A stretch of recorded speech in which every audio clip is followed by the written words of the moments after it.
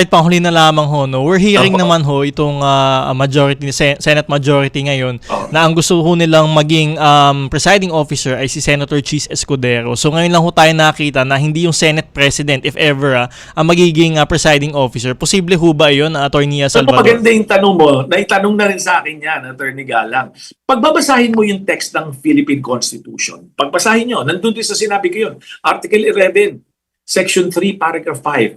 Nakalagay doon, ito lang nakalagay that it will be tried, ang impeachment matatry ng mga ng Senado, and when the President of the Republic of the Philippines is in trial, ang presiding officer, Chief Justice. Walang expressly sinabi doon na Senate President.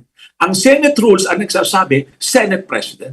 Kasi rin, natatandaan natin, nung panahon ni CJ Corona, yung Senate President, you get me? If they decide among themselves, sa akin lang kung pananaw, if they decide among themselves na kung sino man yung magiging presiding officer nila, sa tingin ko, wala namang binabiolate doon sa Constitution.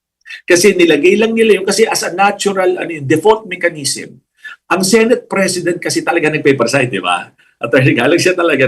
That's a default mechanism. Besides, talaga sa lahat ng proceedings sa Senado, siya nagpe-preside.